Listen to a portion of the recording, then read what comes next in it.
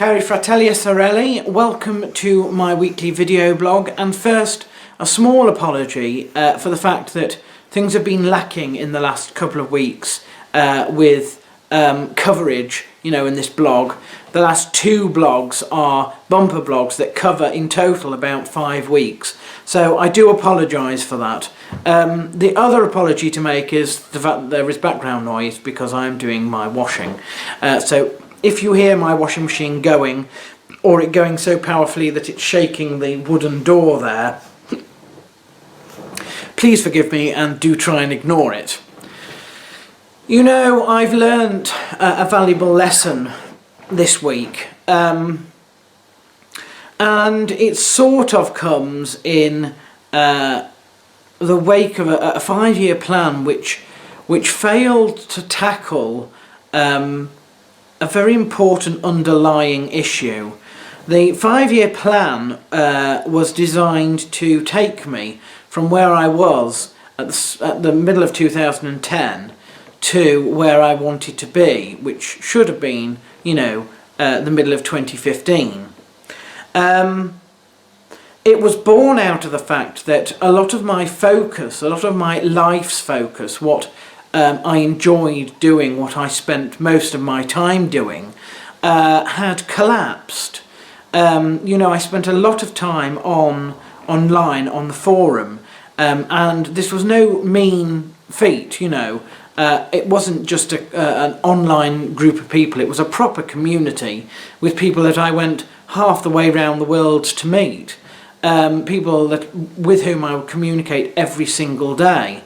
And this entity, this forum, this online forum, dried up, or started to dry up, in the middle of 2010. And it did so for a number of reasons, most of which were irreversible and totally out of my control.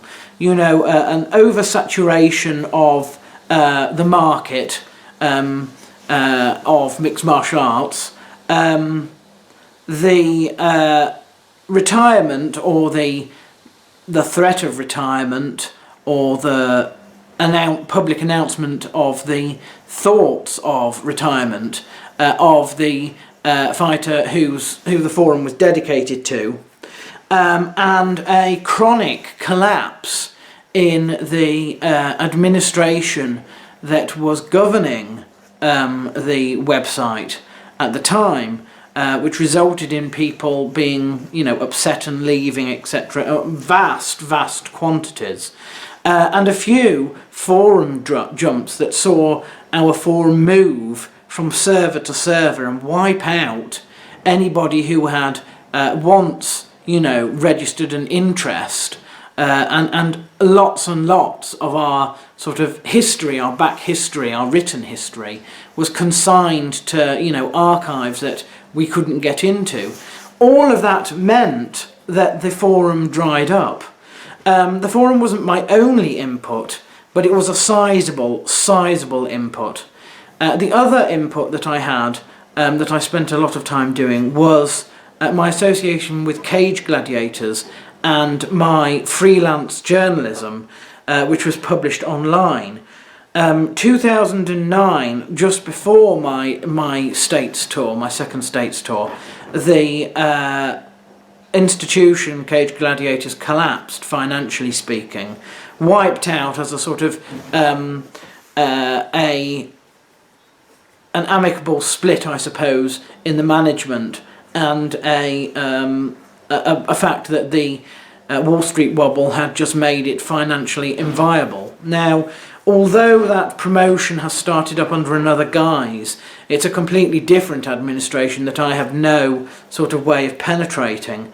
I was in trouble there anyway because of the funding of going to Liverpool, which I enjoyed, but it was financial strain which I couldn't keep up long term. And I'd raised that issue in 2009 as well. Concurrent to that, the collapse of the actual website, 2 websites, that were hosting my work, which meant that, not only did I have nothing to write about now, but I had nothing to nothing on which to write either. Both of those are gone by the end of 2009.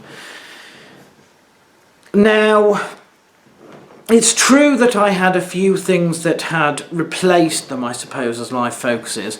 When I mean life focus, I mean things that you can dedicate yourself to, that make you happy, which you're successful at, over sort of a long period of time.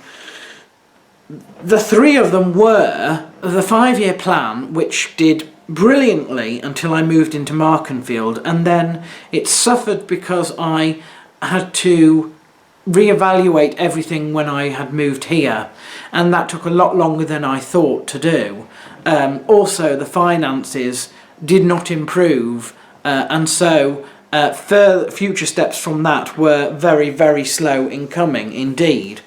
The second one was the birds, and I struggled with that not long after moving into Markenfield as well.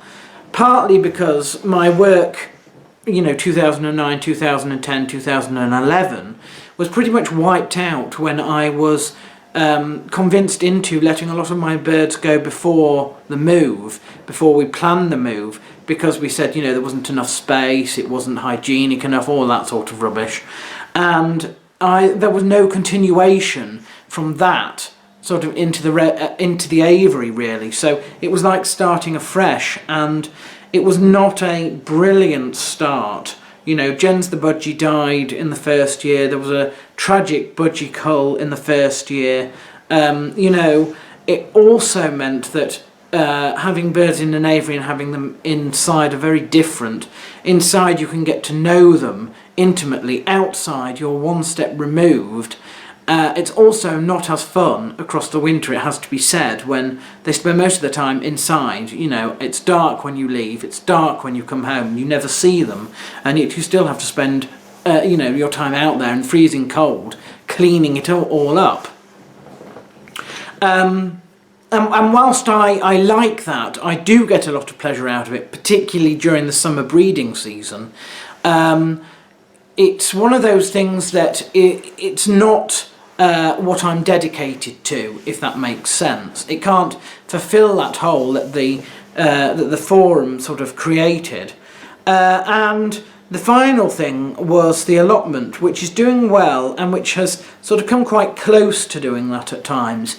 The two issues with that are the fact that it's quite a long way away, and it takes me a long time to get there, so it's not something that I can spend as much time doing as I'd like for practical reasons. The second point is that I'm in it as a partnership, and I let the other person do most of the driving because I don't think they would be so inclined to be in it as much if it was me doing the driving, and maybe it wouldn't be as successful either.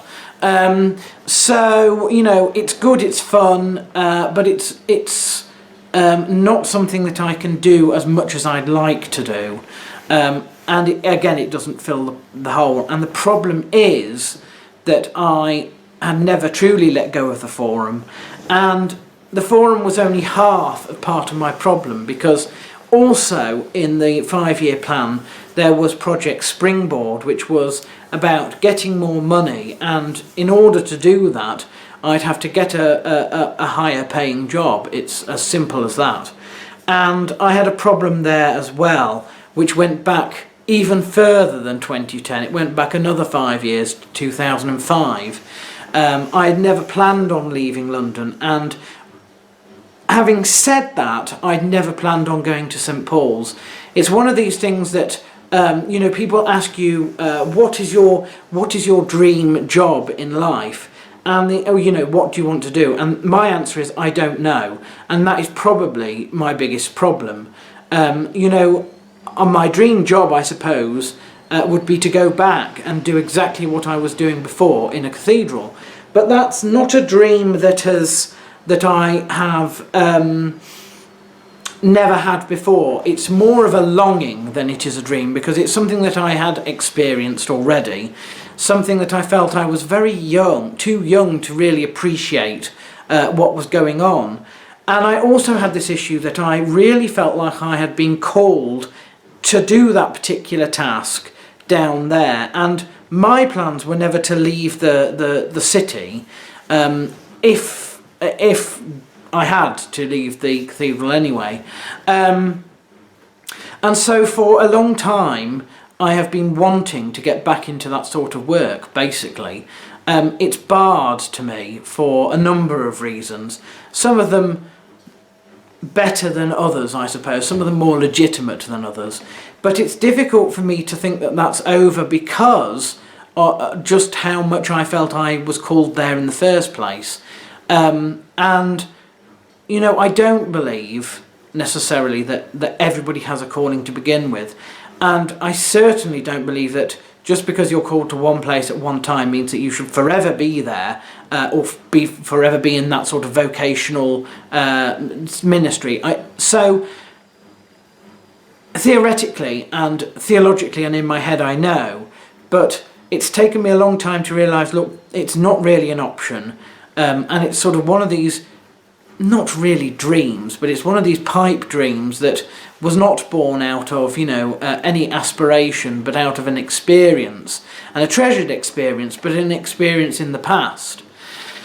What I'm trying to say is that I think in order to move on properly, and it's what I want to do, it's also for several really important biological reasons and health issues. These are things that I now have to do. I don't have much of a choice. I have to find a way of moving on, and I think that can only be done by coming to terms with the fact that certain things that you have enjoyed are over, they're not coming back, and you shouldn't cling on to them, because if you're clinging on to them and your energy's there, your energy can't be in the future, and it's the future where you're going to find, you know, something else like that, or something else that fills its place. So how that translates into actual reality, I don't know yet, but it is a lesson that I feel that I've learnt, and a lesson that I feel has become apparent to me, particularly sort of in the last week or so, and so I'm hoping to take it from there really, and move on. Speaking of moving on, let us now quickly run through the birthdays. So, looking at my fantastic laptop, I would like to wish all the following many happy returns. I hope you have a fabulous birthday and enjoy lots of cake. We have got Vicky Holgate, Seth Baksinski, Lisa Tremble, Amy Wilson, Angela Rayner, Beryl Fleming, Dylan Massington, and Artem Dean and Joseph Gill. So we've got quite a lot of people. I hope they all have spectacular birthdays. I do know that at least one of them is going abroad to the US to celebrate. So, you know, I hope everything goes well there. Ave atki valet people, amor et fides.